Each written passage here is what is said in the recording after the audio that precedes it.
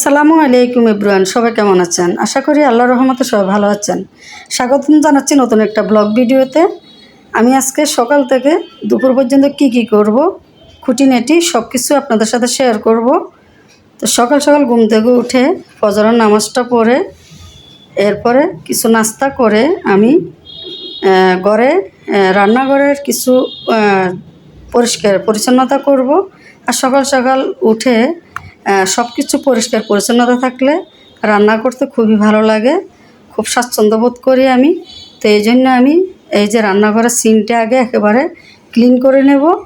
আর সবসময় সপ্তাহ 2 থেকে 3 দিন এই সিন চুলা তারপরে টাইলসগুলো রান্নাঘরের টাইলসগুলো পরিষ্কার করে নিলে তাহলে খুবই ভালো লাগে, রান্না করতে খুবই ভালো লাগে। আর পরিষ্কার পরিচ্ছন্নতা হচ্ছে ইমানের অঙ্গ। তাই আমি আজকে রান্নাঘরের যাবতীয় জিনিসপত্র সবগুলো আমি পরিষ্কার করতেছি।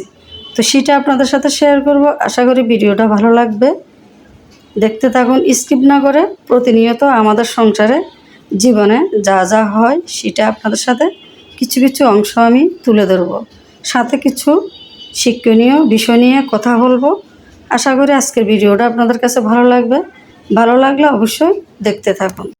একটি পরিষ্কার রান্নাঘর শুধু কাজের সুবিধা দেয় না, পরিবারের সবার সুস্থতার জন্য খুবই গুরুত্বপূর্ণ।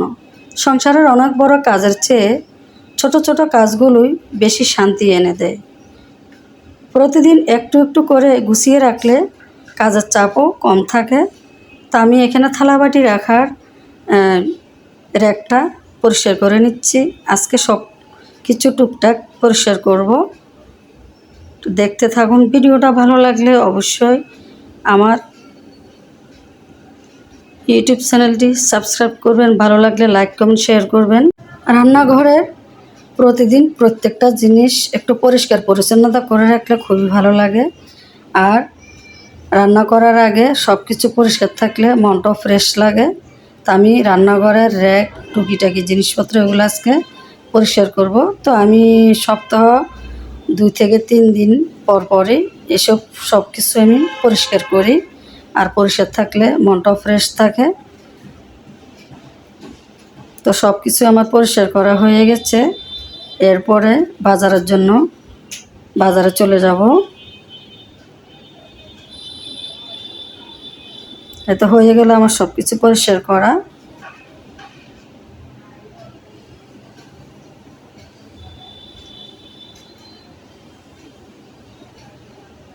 এত হয়ে গেছে, দেখেন কত সুন্দর হয়ে গেছে মশলা রাখার র্যাকটা।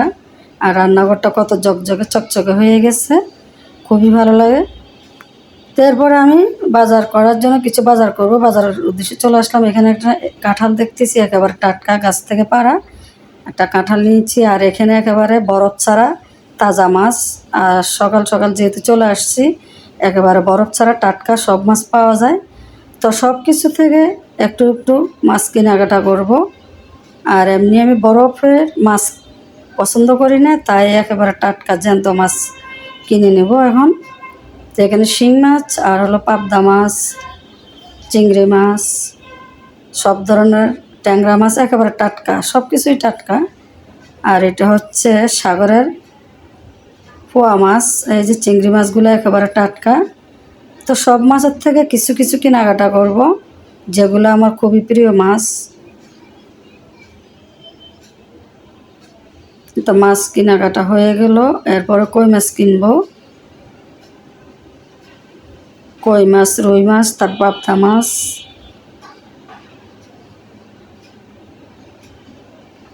আর শিং মাছগুলো একেবারে দেখেন কত বড় তাজা মাছ। এই যে ট্যাংরা মাছগুলো একেবারে টাটকা, খুবই টাটকা। এরপরে একটু সবজি কেনাকাটা করব।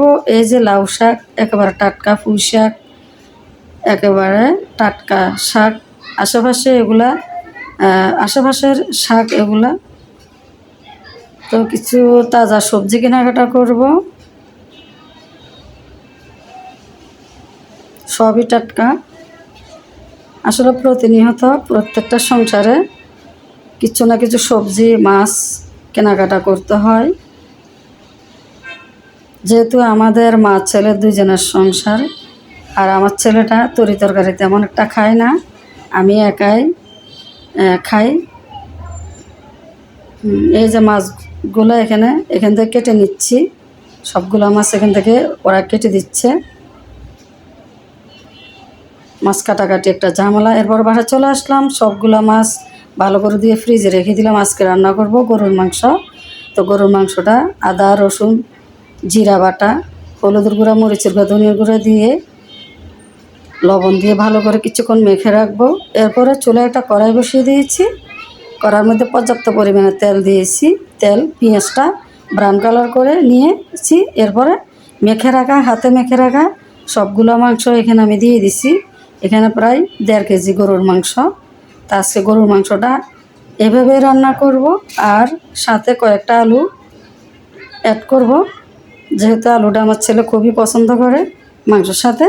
তো সব মশলা একসাথে ভালো করে নেড়েচেড়ে আমি কিছুক্ষণ ঢেকে দিয়ে রান্না করব। যেহেতু বলক এসে গেছে, আর যেহেতু এটা কোরবানি গরুর মাংস একেবারে সিদ্ধ হয়ে যাবে। মাংসটা একেবারে কচি গরুর মাংস, তাই সিদ্ধ হতে বেশি একটা সময় লাগবে না। এই তো মাংসটা আমার কষানো হয়ে গেছে, একেবারে তেলটা উপরে ভেসে উঠেছে।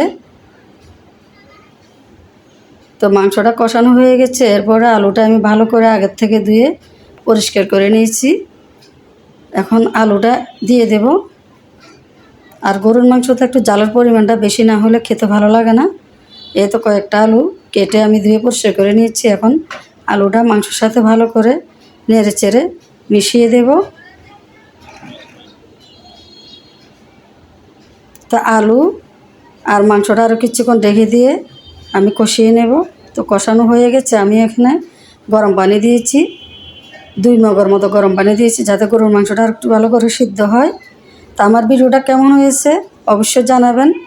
ভিডিও ভালো লাগলে লাইক কমেন্ট করতে ভুলবেন না। এ তো হয়ে গেল আমার আজকের গরুর মাংস আলু দিয়ে রান্না করা আজকের ব্লগ ভিডিওটা। আপনাদের কাছে কেমন লেগেছে অবশ্যই কমেন্ট করে জানাবেন। ভালো লাগলে লাইক কমেন্ট শেয়ার করবেন, আর ভালো থাকবেন। আজকের মতো বিদায় নিচ্ছি, আবার কোনো নতুন ভিডিও নিয়ে আসবো। সে পর্যন্ত সবাই সুস্থ ভালো থাকেন, সবার জন্য দোয়া রইল। আল্লাহ হাফেজ।